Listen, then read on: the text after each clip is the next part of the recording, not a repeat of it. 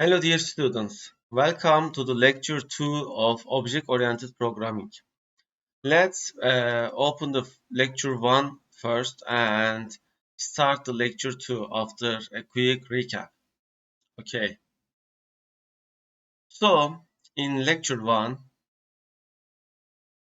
what have we done so far and what we are going to see?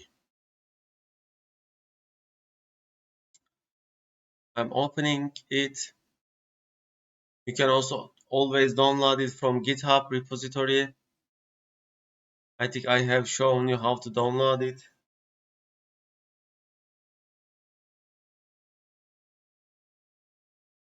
Okay, so we have coded our own methods with taking variables with dictionaries. We have written to console. We have written to a text file. We have shown the difference of proper way of generating big string objects. We have worked with custom classes, get and set method. Okay, so we have seen this, we have seen this, we have shown dictionaries. Okay, there is a quick LinQ, if, try, catch. I think we haven't shown that yet.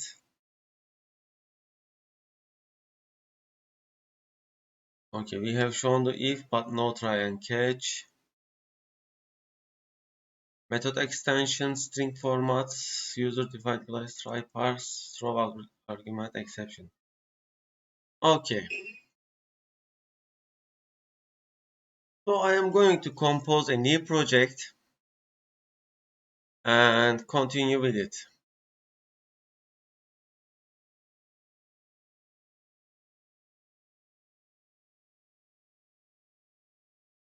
New project. I'm going to select .NET Core once again.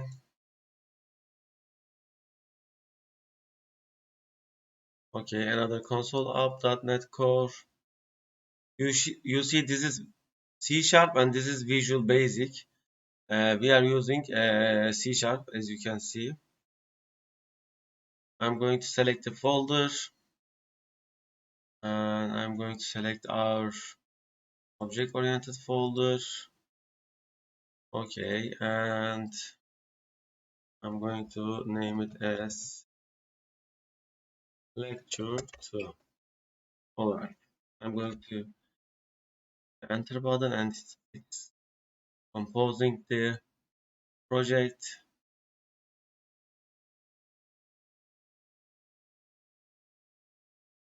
Okay.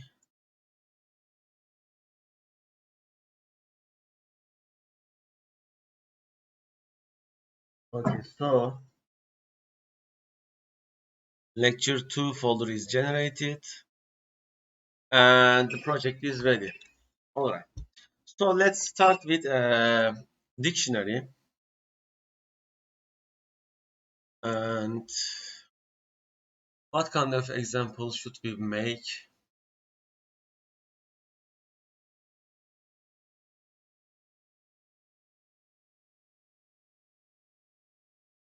Okay, let's say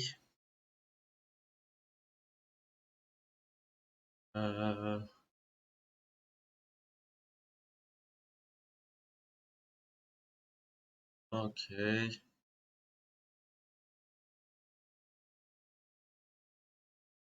Let's say I am going to generate random integers from 1 million, 1 to 1 billion. Okay, I'm going to make it. Did we show the difference of? Oh, okay, we haven't shown that yet. I'm going to generate static void dictionary generator.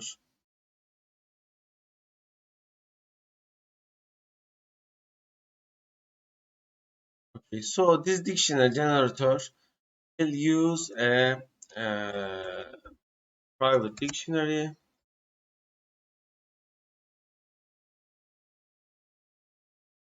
and it will have numbers,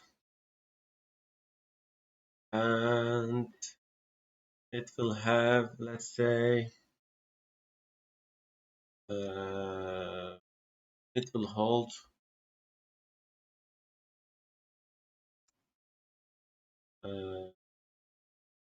characters. Okay.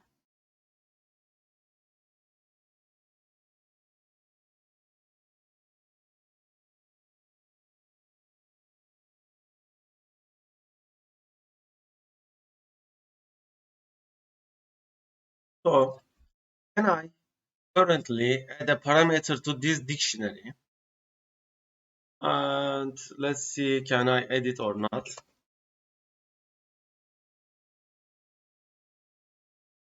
And so I'm going to compose a array list.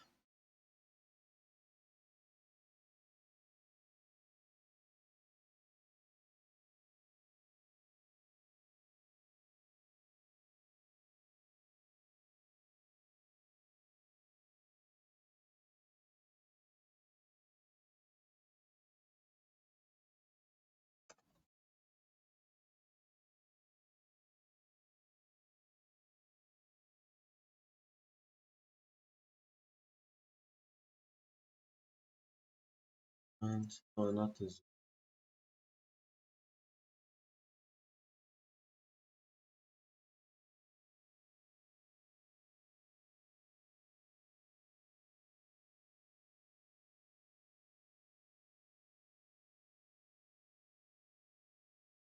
Okay, C# all letters to a list.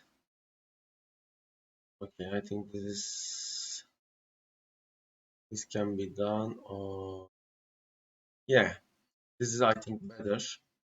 So here we are using LinQ. You see this is not allowed because we are missing using system LinQ class. Okay, it is added as a namespace, and enumerable range from A to Z to A plus 1. Select E. Okay, so it first defined a range from A to Z minus A plus 1. These characters are represented as integers or something like that. Integers, or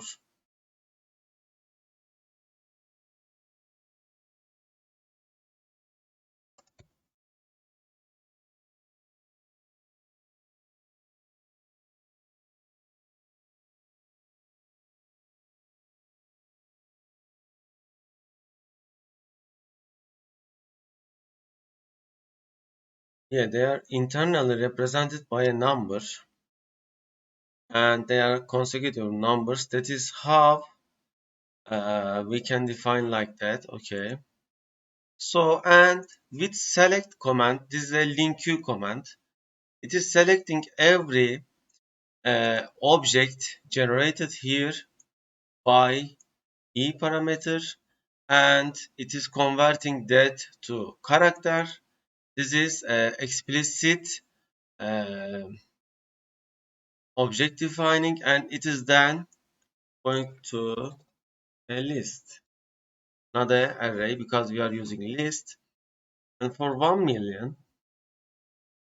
I'm going to add this dictionary E as a key, okay, and a random character as a uh, value. So I'm going to define my random next to be between 0 and my character list length or count minus 1. Okay.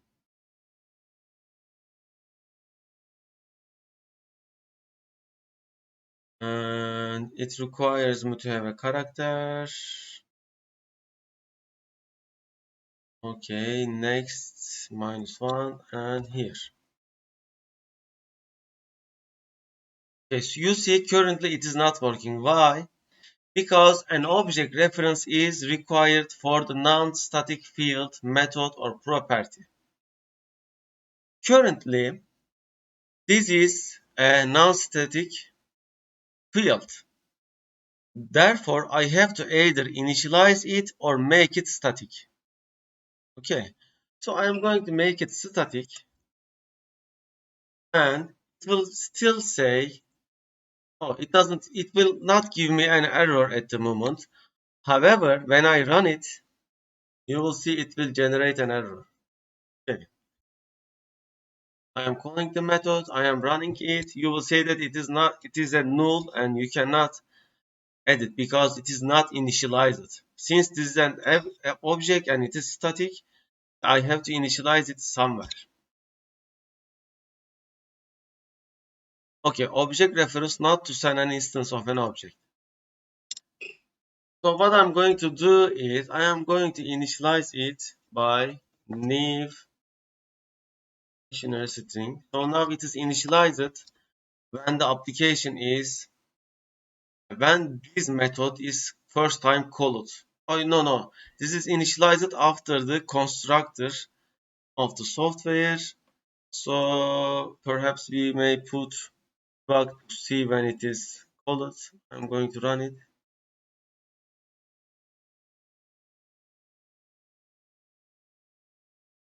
Okay, it is still not initialized, and after this method is called, it is initialized. Alright, so this is the order, and okay, so dictionary generator will add uh, numbers from 1 to 1 million. Let's make it 1 billion.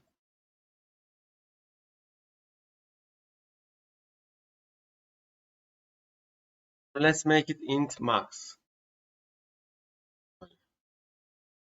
And we will add characters, random characters, and then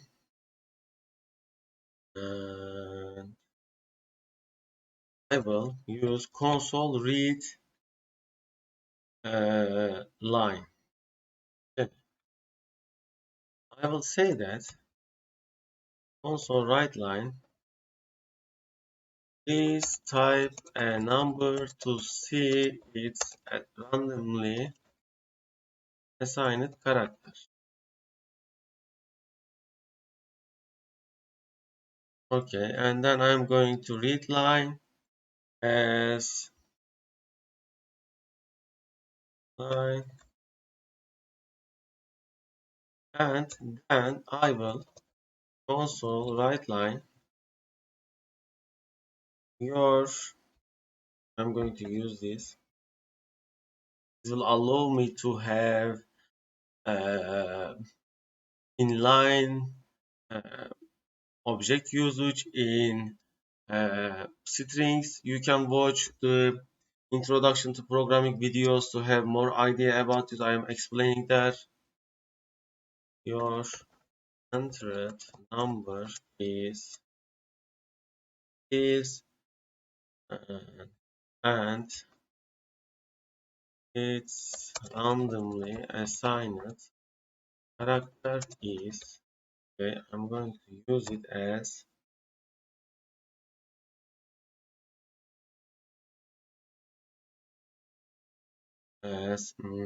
let's say read line. Okay, let's run it. I think all numbers inside dictionary may take some time and some memory.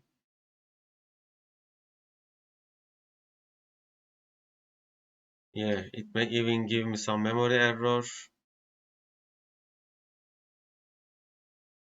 Okay, this is being too big. I am going to reduce it to let's say 100,000. So we want it to be faster. Please type a number between 0 and 100,000.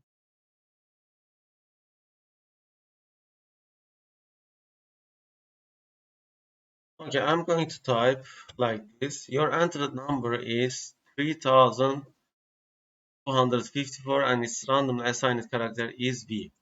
So you see it is instantly reaching to that variable.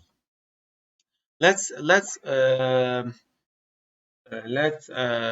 calculate some timings with a stopwatch. I'm going to make this, by the way, 1 million, so it can be a little bit exhausting. I'm going to format string as 1000 separators and 0. I'm going to make this 1000. So let's put here a stopwatch.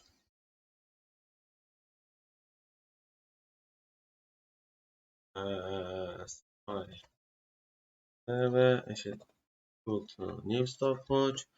I'm going to stop it, start it.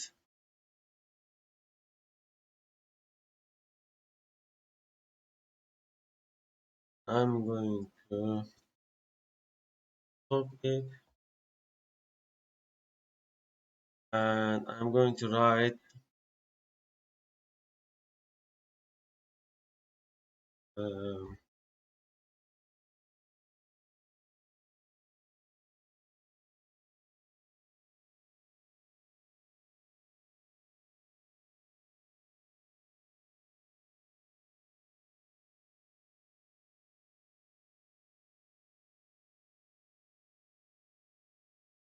yes, okay. So we are calculating the dictionary building here, and then I'm going to calculate.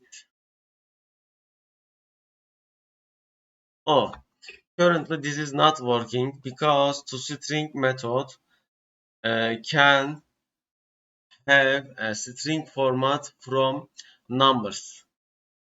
So what can I do? I can write an extension method to convert this to integer int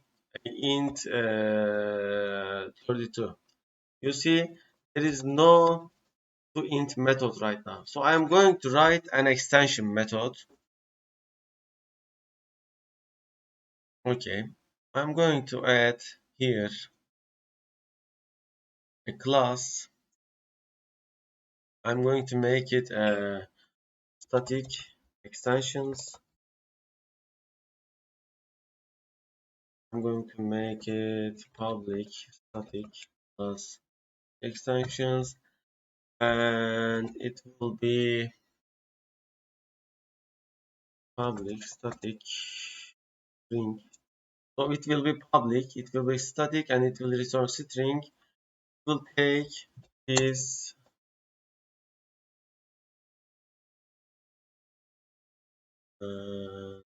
string.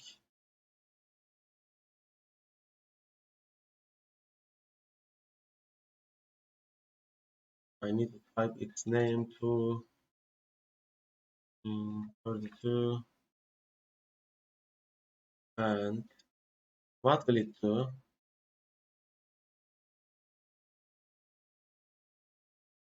It will make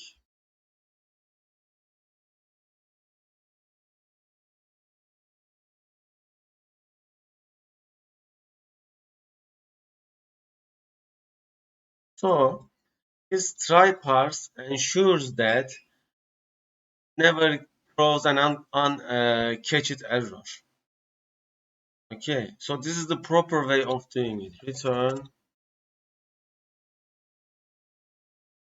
So this is a custom extension. How did it become a custom extension? Oh, by the way, this will return integer. By putting this word, I have made it an extension method. Extension to what? Extension to string class. Okay. So now, whenever I click dot to a string, this extension method will appear. Okay. So I'm going to click it. You will see my extension method too. You see extension integer. When I comment this line, it will become unavailable. You see string does not contain a definition. Let's delete this. String does not contain a definition for to int 32. Okay. And no accessible extension method. Accepting the first argument of type string could be found. So I'm going to enable it again. And now I have converted this string to int 32. Then I have converted back again to string with string format. I can write another extension and add it to it. And so far this should work. And to calculate time of this, I'm going to make it like this. I'm going to reset the stopwatch and restart.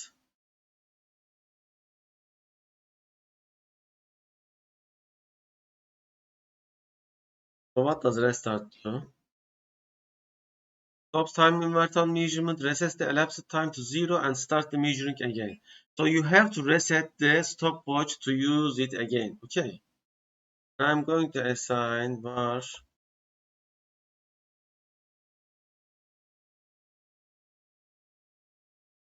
okay, and then I'm going to stop again and I am going to write the time again.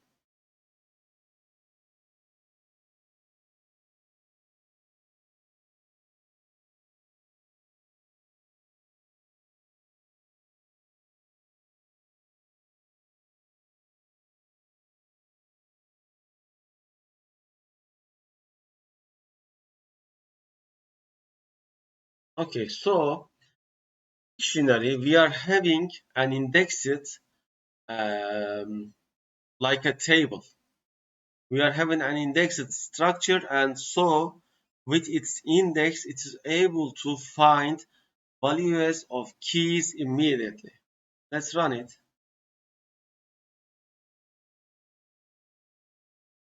Okay, dictionary building took 970 ms, and I'm going to type my number between 1 and 1 million, and your entered number is 54,584. As you can see, it is now separated with thousands, comma. Since we are formatting, its randomly assigned character is G, and time passed, find the random character is 1 ms. If we had used a list instead of a dictionary, how much time would it take, do you think?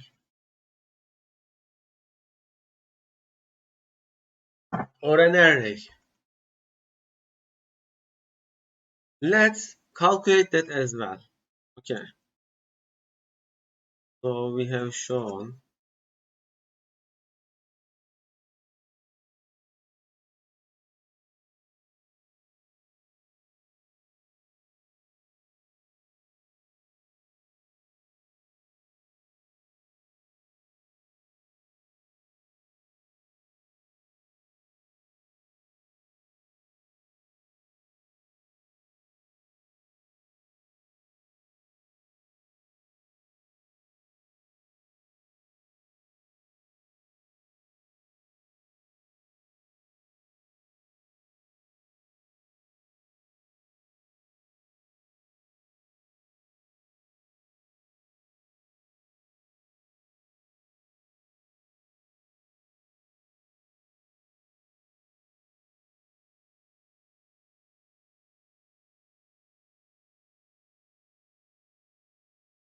okay, so what I'm going to do is have an improper way of dictionary.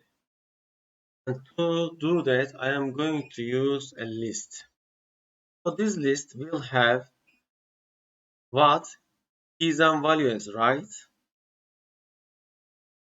Yes, so I'm going to have tuple,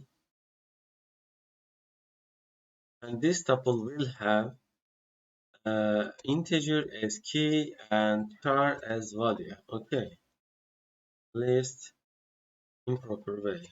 Let's say take dictionary.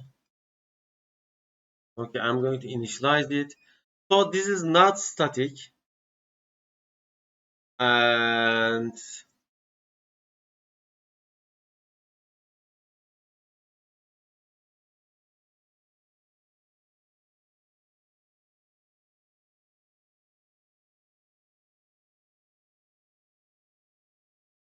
or let's say fake dictionary in it, and it will use the same way. This time it will just add this, add new tuple. This tuple will have, let's make it string, so it will be same.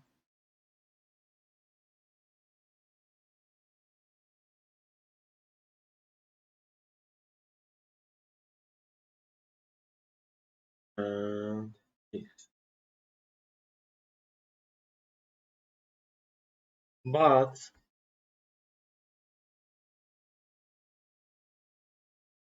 you see now it says an object reference is required for the non-static field method or property. Even though I have initialized it, since this is a static method, I am not able to use it. Okay.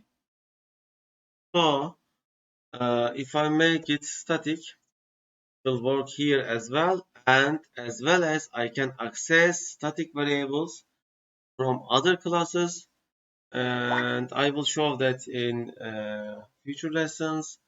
So let's continue with this and do not lose our focus. I'm going to restart my uh, let's say watch time, stopwatch. I'm going to call my fake dictionary generator. So let's just put an empty line here, and let's copy paste the rest.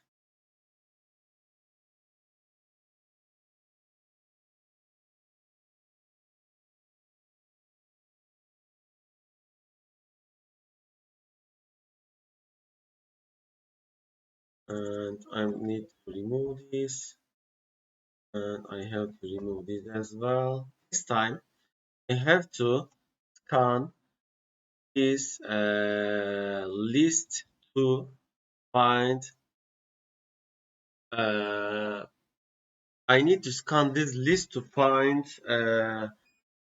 necessary find entered number. So I will show you it with a LinQ and with brute force. Okay, so let's say static char find let's say string in dictionary brute force. And what will it take? It will take a string CRT, and for each inside this here per k, if item 1 equal to t, okay,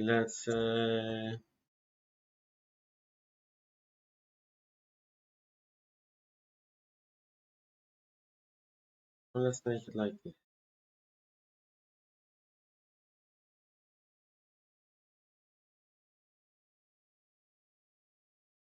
As let's return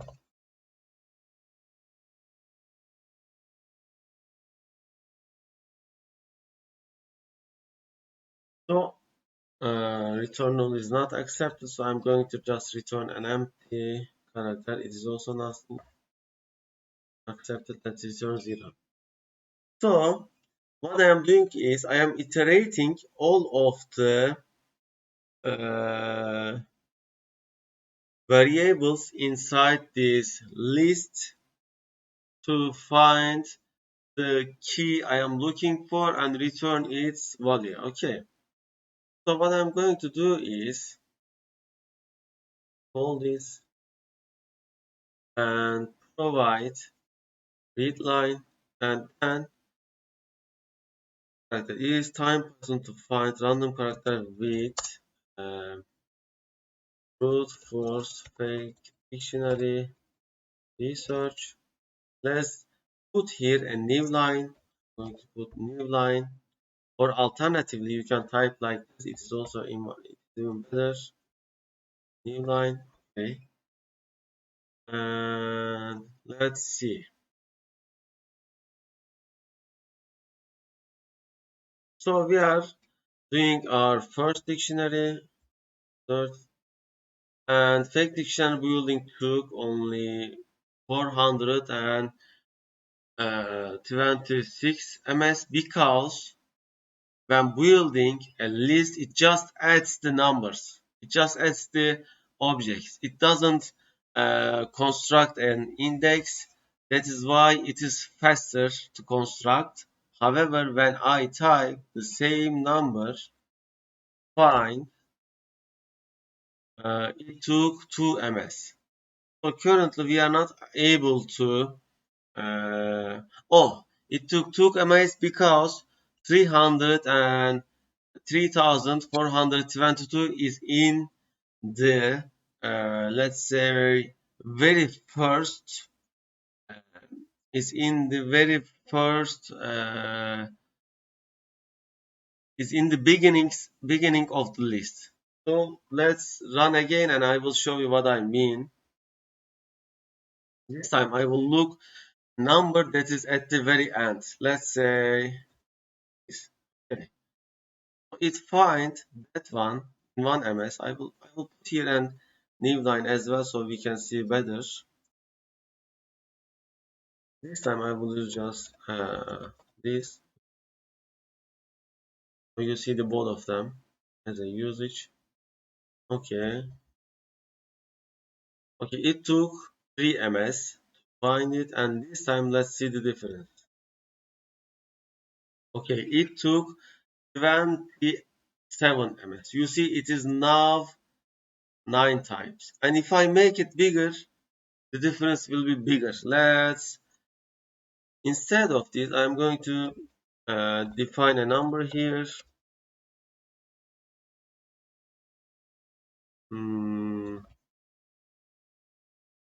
Size, let's make it 10 million. Okay, so it is now 10 million. And instead of writing like this, I am going to use it. Always define variables, data, not just manually type it. Okay, when you are programming, always use fields to set your options. This is better. So when you change this, everything will be changed. You don't need to manually find that and change it everywhere in the software. Okay. And in here, I will be using this. I will be using this. Okay, let's see again. So the dictionary building took a little bit more, around 10 seconds, maybe more. Oh, 6 seconds. So let's look for a number like this. Took only 0 ms, and let's see. Okay, it's still building our list integers. Okay, let's just type some values so we can see.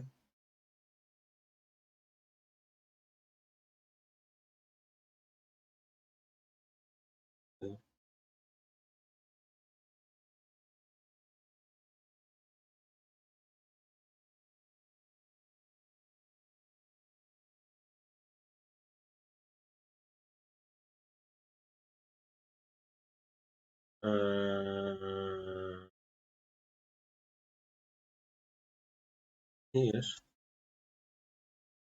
Okay, so we will have more information.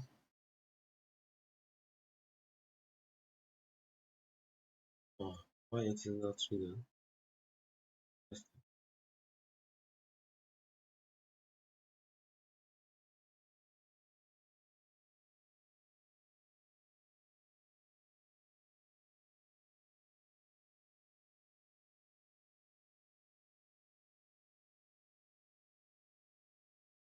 Let's run it without debugging, so it should be faster.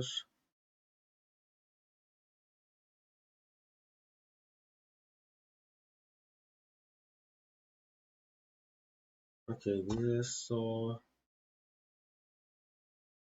unexpected. Okay, and then okay, now works. Yeah, something happened, I don't know. Okay, and I'm typing my number. It found the number with 0 ms. So right now it is constructing the fake dictionary, which is a list, actually not a dictionary.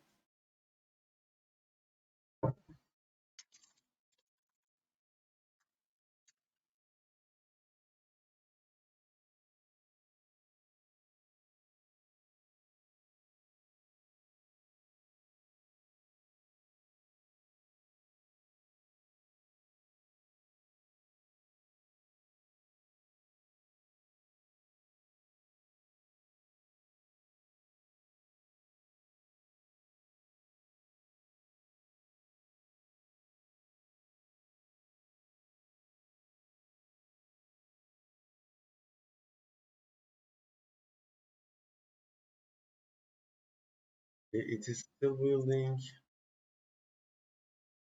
The memory is getting over.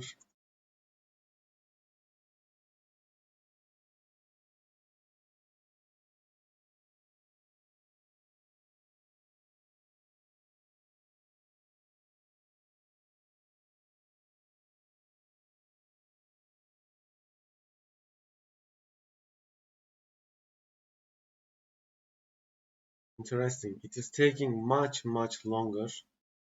So as the list size gets bigger, it is getting slower.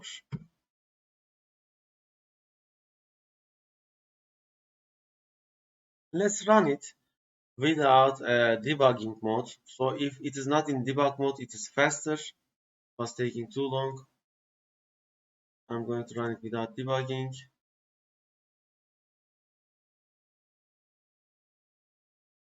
Okay. And now constructing the fake dictionary. Okay, so you see it is done in a short time because it takes lesser memory and other stuff. And okay, you see dictionary always takes 0 because it is using indexing. However, as the number of elements in list increases, you see it is becoming much longer. I am going to make this as a loop. Or not a loop. Okay, just ignore it. So if I search a number in the beginning, it would be same.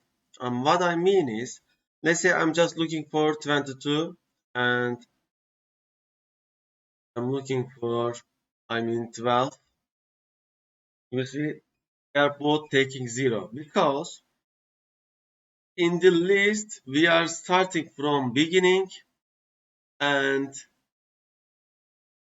going until the end. So if the number we are looking is at the beginning, it is very fast. However, if it is at the last, it is very slow. Okay, so let's find it with a LinQ. Alternative way. To use alternative way, I'm going to add here true, false. What does this mean? This means that it has a default value. Unless I provide this parameter with the method, it will be automatically by default false.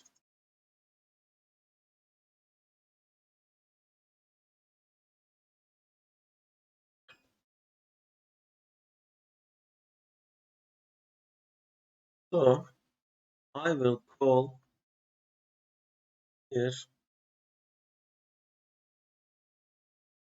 like this.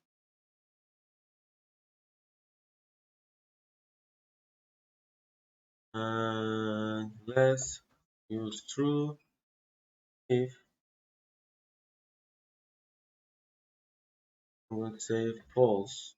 Use this method if true. This is same as.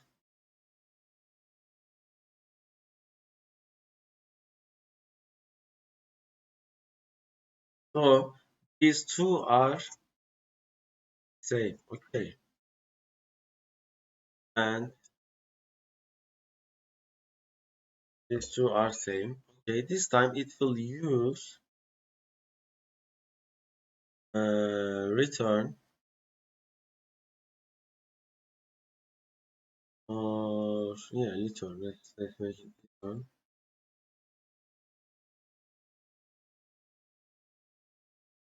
Let's just use var. So PR means an object inside the list. In this case, it is a tuple. You see a tuple composed from string character combination, and where item 1 is equal to key, and then I'm going to select here that item 2. You see, where command, I have written a LinQ which will enumerate every object in the list, and then it will select, if it finds it, select and return the item to value. I'm going to type it as a return. Okay, it doesn't allow return because it may return a character array, because it may select multiple. So I'm going to say first or default. Okay. So it will just return the first found. In this, it will be always first. In this case, let's just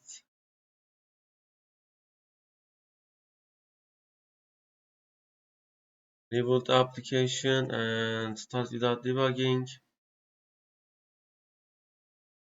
Oh, we didn't add the timings. So this time it will say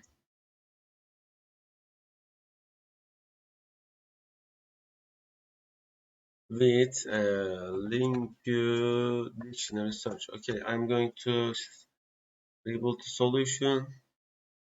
Okay, it is reboot all. Succeeded.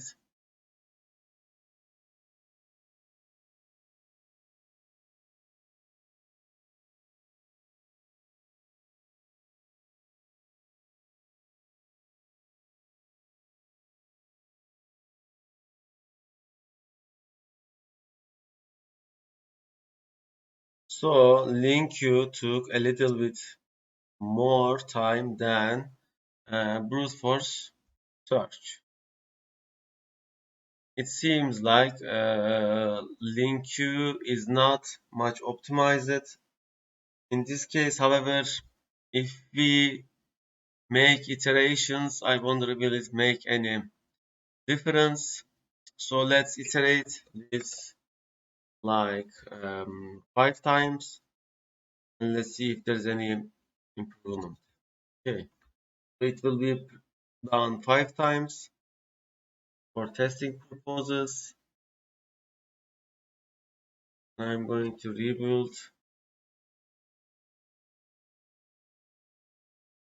and start without debugging. So with iteration, the LinQ may make some optimization. I wonder that.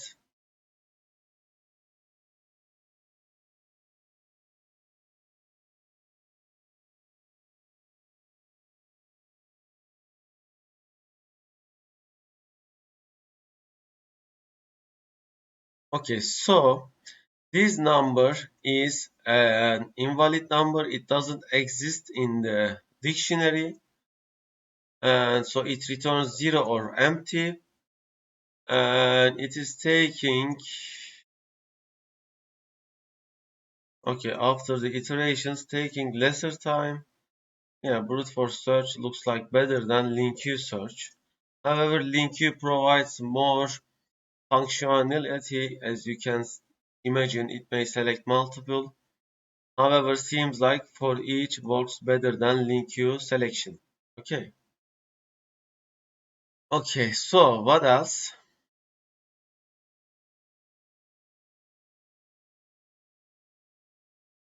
Try and catch. When adding an item to dictionary, normally we need to check uh,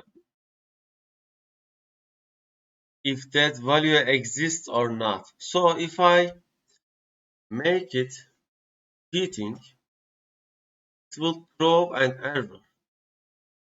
Okay, let me show you what I mean.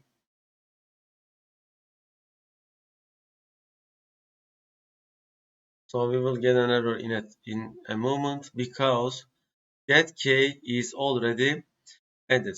I can, however, bypass this message with try catch. Okay, I'm going to try and catch exception. Okay, so I'm going to add here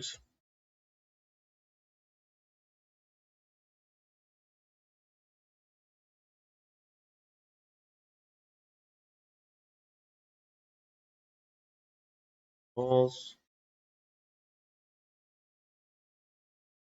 and if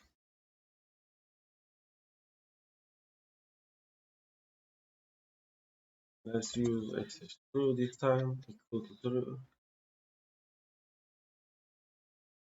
and however try catch is a very system resources expensive.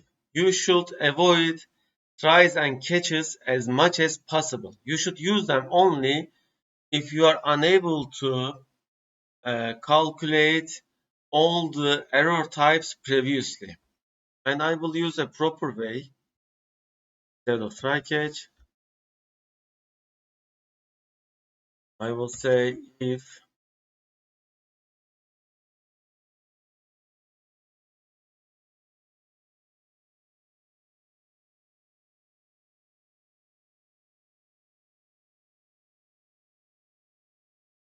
equal to false. Okay, so I will remove the try and catch. Okay, so let's look both base timings.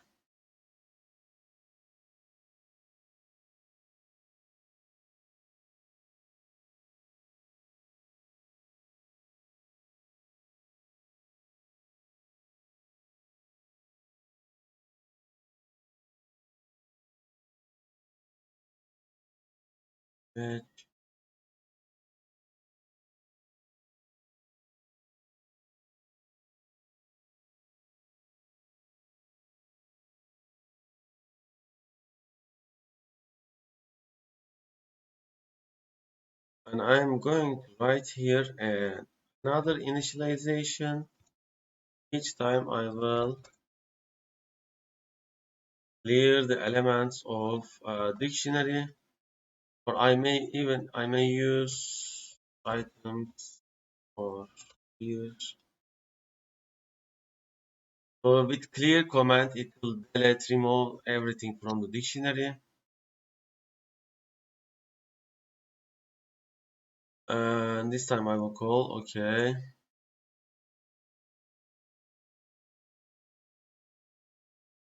Page. And let's reduce this a bit because it may take too much. Rebuild. Okay.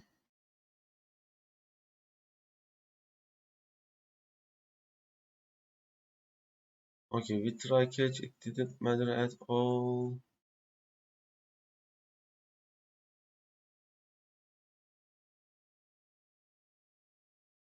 Okay, because we didn't restart. Oh, we just did a new stopwatch, so it should work in the same way.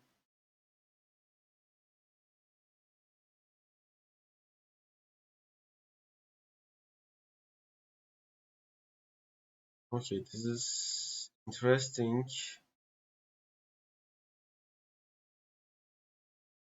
With try catch, it should take much more. However, it is not taking much more. Maybe because of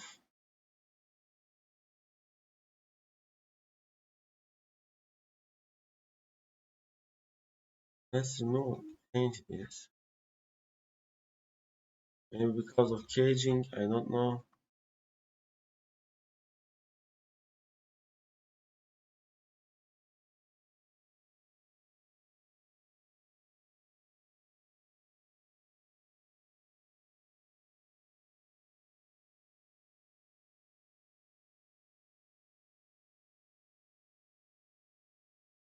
Oh, because after first error happens here, it is just throwing an error and returning back. That is why. However, for every value we are adding, if we use try catch, will be much more slower. Okay. So this way, for every value it is adding, it will try catch, and this way it will check if value exists, and if not, if k exists, and if k is not existing, it will add. Okay, so they are equal right now. That is why there were a huge difference. Okay, and I'm going to fix them. I'm going to build. Build should be same as rebuild at the moment. Okay. Okay, so with real dictionary, with try catch, as you can see, it is taking huge time.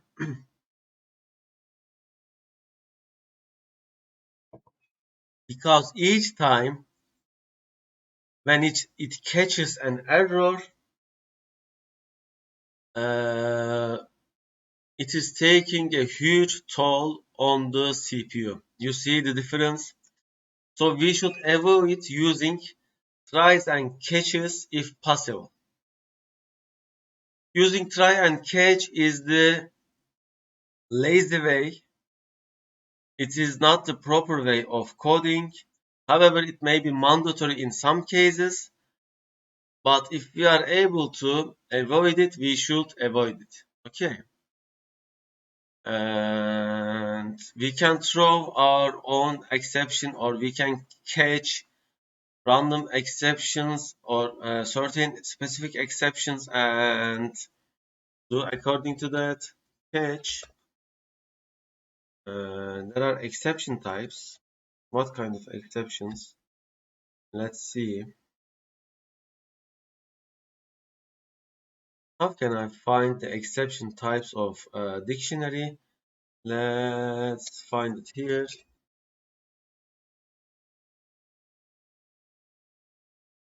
Types. There are exception types. Okay, key found, key not found exception.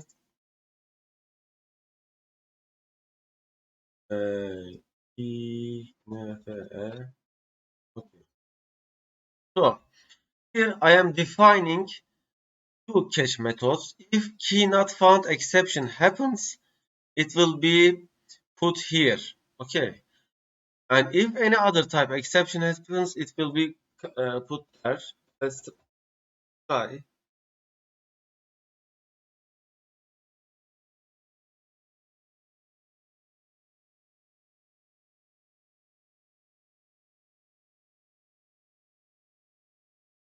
I'm going to put a breakpoint in both cases to test it. Okay, so it came here. Oh, okay. No key not found exception may happen here because it can only happen if we are looking for a key. I need to add key existing. And let's see.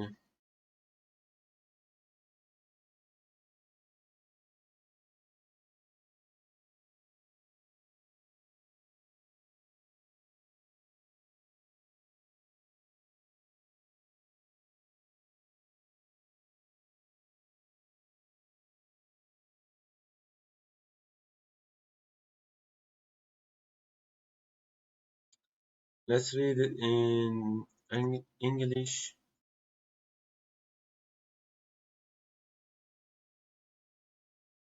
Okay, I am going to find exception types of dictionary.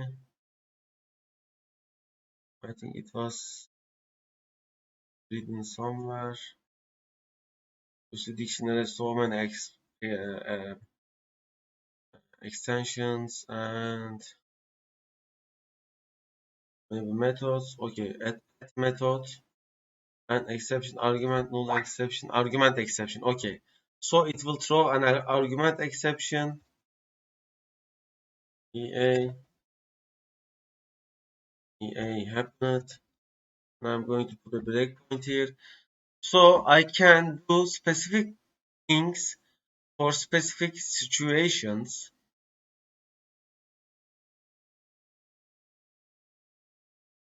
You see, argument exception happen. Okay. So I am going to show you what I mean.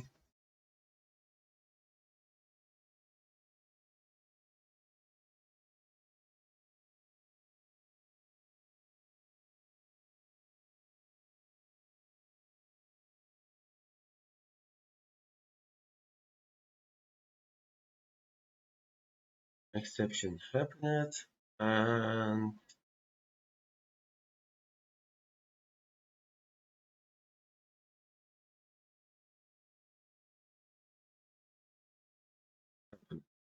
so I'm going to do something.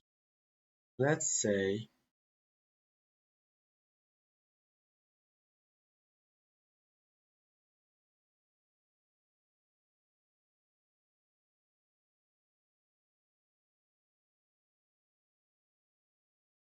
equal to 11. I will say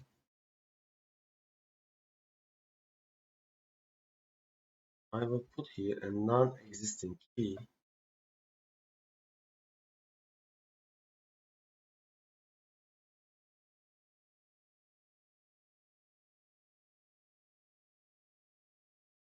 So this will throw an exception because this key is not existing, and let's say if it is like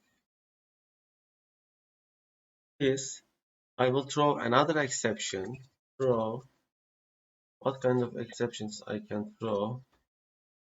Okay, exception engine. Okay, just an random exception, or maybe I can say exception and provide my value.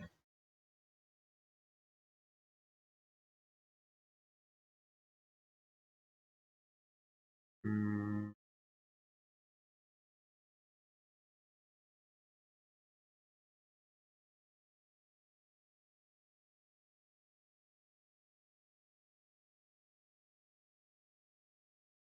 let's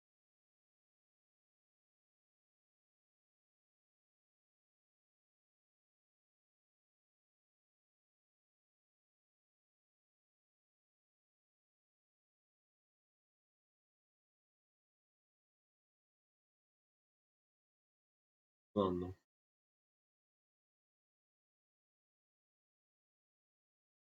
custom exception. Throw okay, new. I need to type and leave because it is an object. Okay, custom exception. Some other exception happened, and I'm going to put here the error message.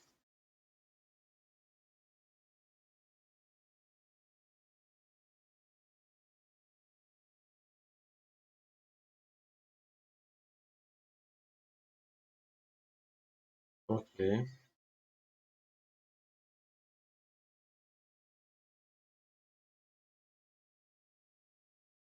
Okay, now when I run it, we will see the exceptions happening pretty frequently.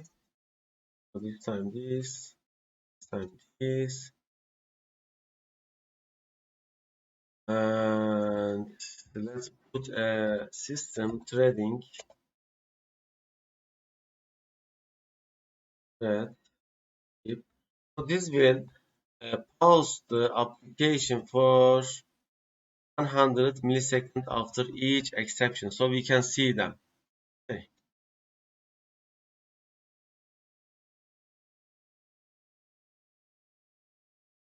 okay, you see the exceptions are happening with my random message. You see custom exception happened. An item with the same key has already been added, and the given key is non-existing key was not present in the dictionary. You see, okay. So the message is shown here. An item with the same key has already been added. Key 119.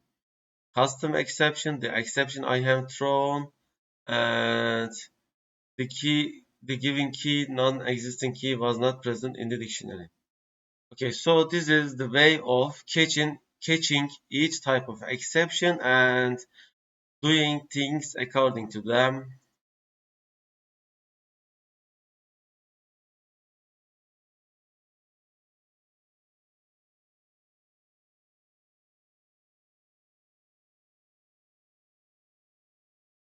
Okay,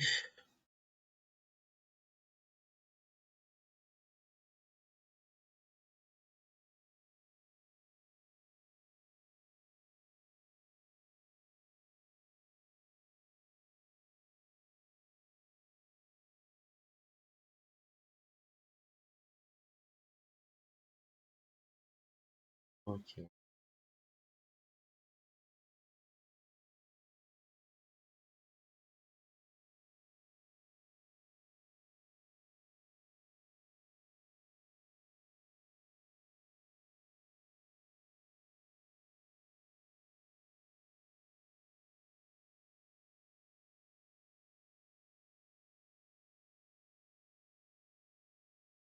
all right. So how much time is? Okay, I'm going to compose part 2 of the lecture 2. So this will remain as it is. I'm going to compose a new project.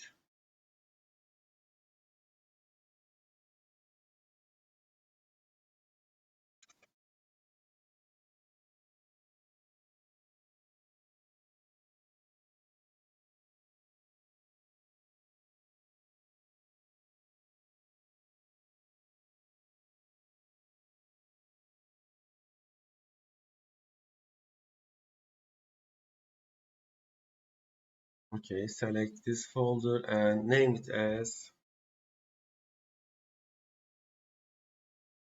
2.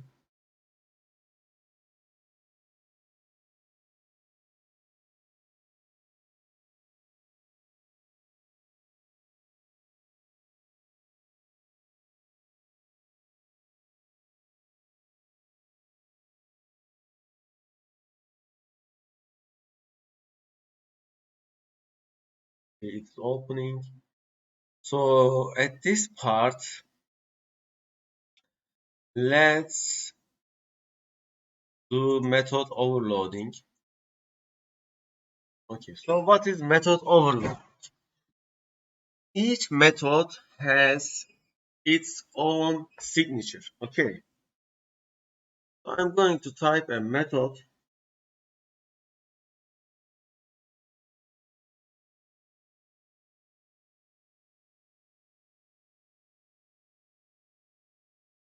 Okay, and overload it. So my method will be int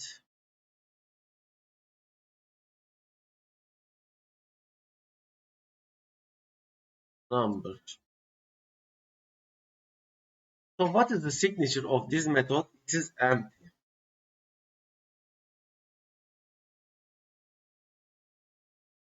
And I am going to write another method. It is the same name. So you see, it is giving an error already before I am even building it. It says type program already defines a member called print random number with the same parameter types. So signature is based on the parameter types.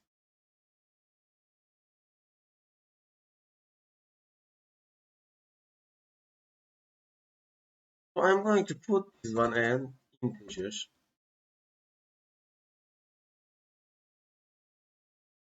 So the signature of this method is int int 32.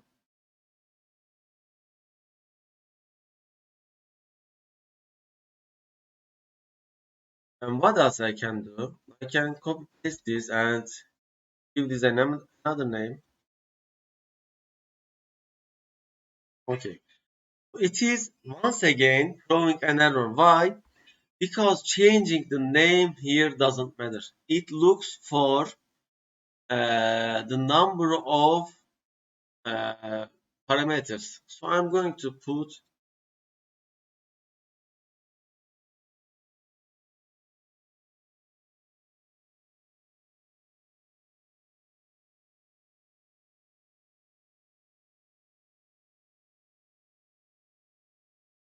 the signature of this method is now.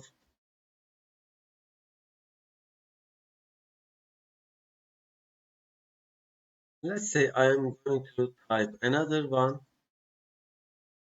This time I will use a string. Or let's say not string but in 64.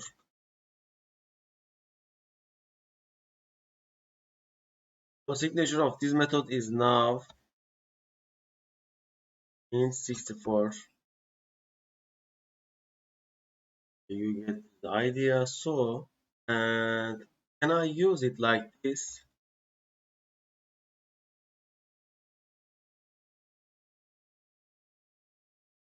Yes. So the signature changed. Why? Because the signature takes into the order of the parameters as well. Okay.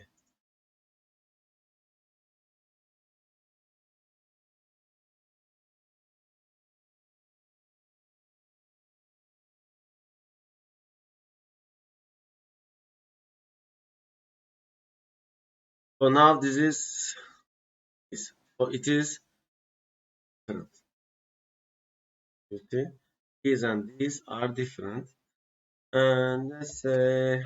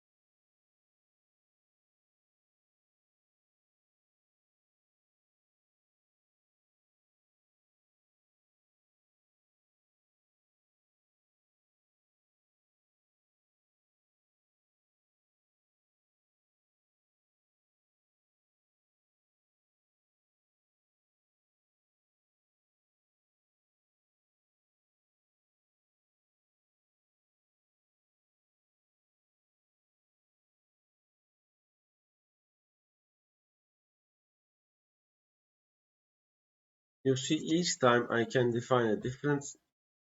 something and call each one of them. And I'm going to type their signatures so we can know them.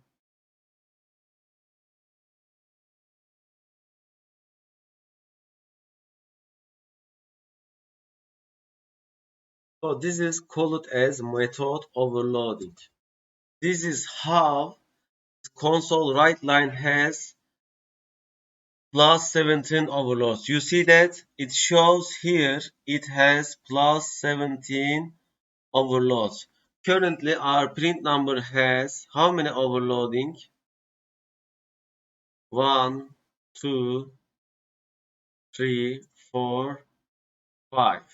Okay, so we will see that as well. I will show you in a moment. So when I type it here, shows it has 5 overloading. You see that? 5 overloading. Okay. When I hover it, it shows plus 4 overloads. So Console.ReadLine has 1 default and plus 17 overloads. And this is same. It has 1 default, which is this one, and it has plus 4 overloads. So let's use each one of them.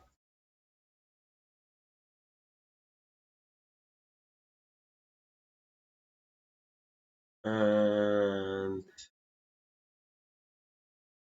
okay, this time it will give an error because it is expecting one of the overload. So I'm going to put a long here, and I'm going to put a long here, and you see now each one of them matches the one of the overload. So this matches the overload. It's taking integer as a number with one as a signature. This one takes two integers. This one takes integer long, which is int 64 and int. This one takes long, int and int. Let's run it.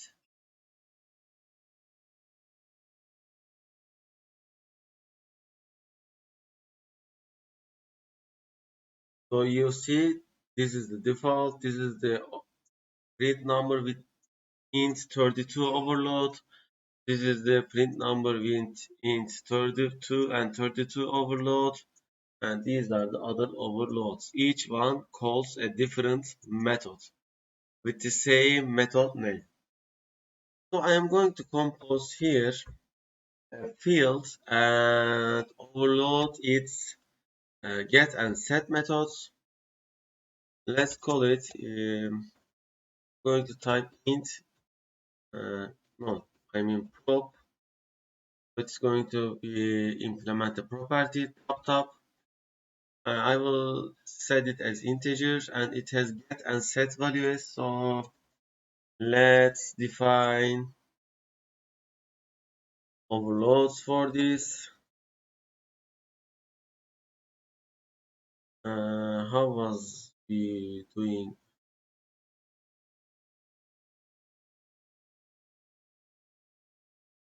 So this is a property, not a field. Okay, this is the get and set. And I'm going to overload them. So for this to work, I need a private field.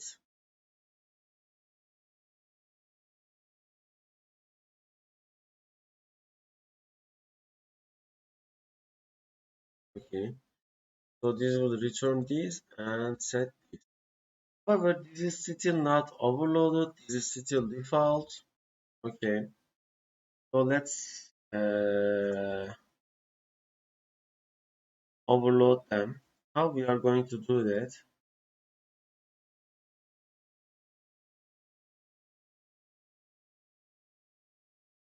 Okay, so let's make it like this. I want to do it for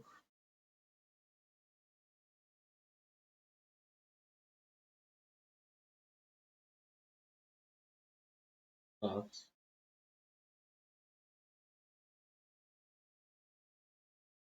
Hmm.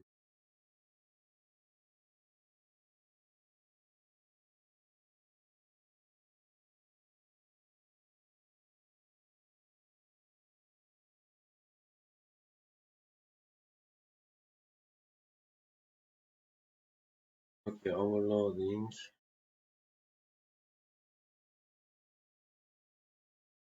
Okay, looks like we are not able to overload C# properties. Yeah, looks like overloading is not possible properties, so just let's ignore this one. We can just change how they work, but we cannot overload them. And yeah, so we can just let them be like this. We can return like this, and we can return set like this. So what? Let me ask you a question. Okay. So I'm going to set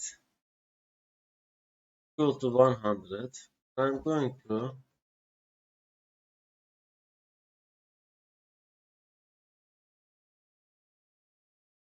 this is a property, so I'm going to say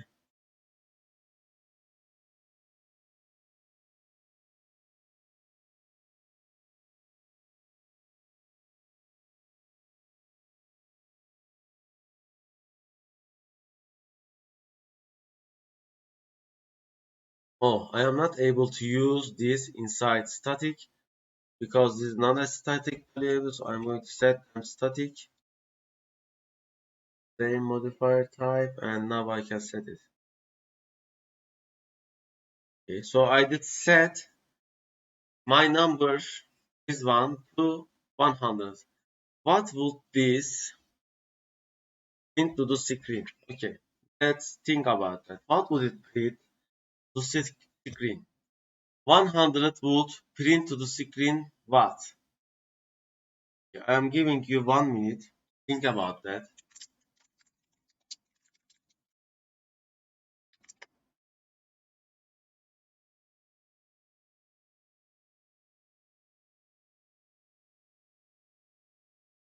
What would this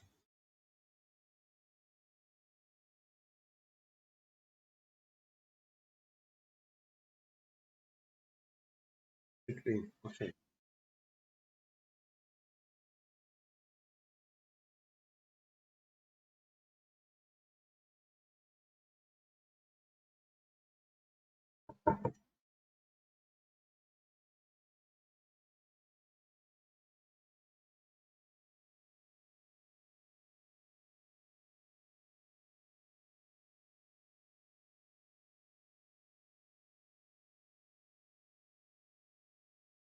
Okay, so when we assign this, like here, it would first call the set method. So it will first call this one. Okay. So in here, it will set it to the 50 because value over 2. And when I am reading it here, so this is the get method because it is getting the value, it will return 50 plus 50 plus 50. Okay. So we can debug this. I'm going to put here a breakpoint running debug mode. Then I am going to click step into. Okay, when I click step into, you see it is getting into the set method. And then when I click, you see it is shown. To see this, however, you need to go to the debug options, and in general, you need to untick this. Step over properties and operators. You have to untick this, otherwise you cannot step into the properties. I continue, and you see now it is set to this number. Why? Because when I'm going to get it, it will return this. However, this private number is 50. But when I read it, it is written. It is read as. Let's continue with step over this. Okay.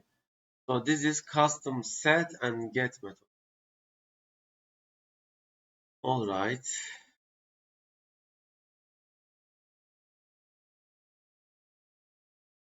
Okay. So I am going to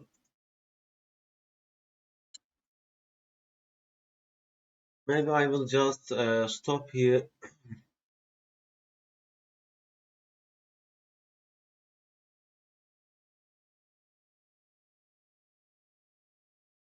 Okay, I will just stop here for this week, and I hope you watch this very carefully and understand it perfectly. Sorry about that. Let me upload file to the source code to the our GitHub repository.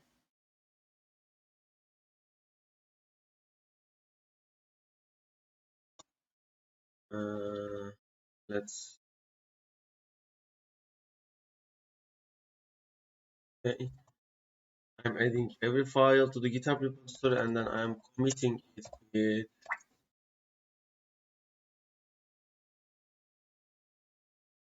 I'm going to push it. For the push, our GitHub repository is not updated. Let's find the GitHub repository again. Clicking it. You can also click from the video description. Let me show you from our first lesson.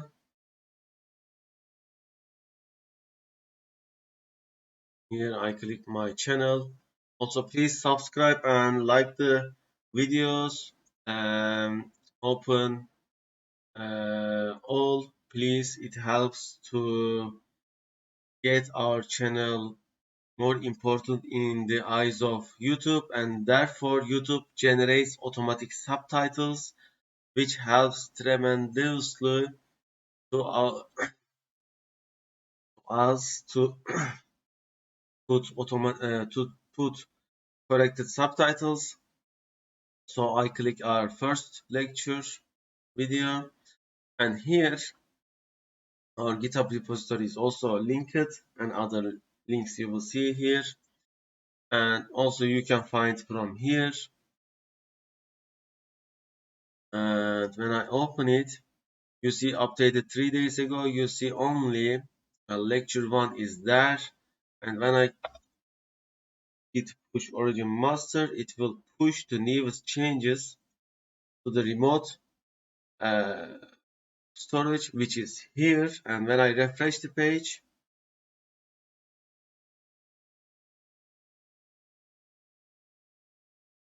okay, they are here at the moment, you see. So they arrived. You can download, as I shown you previously. You can also download from here, or you can clone it here. You can do the both. Okay, see you later. Hopefully stay safe from coronavirus, and see you.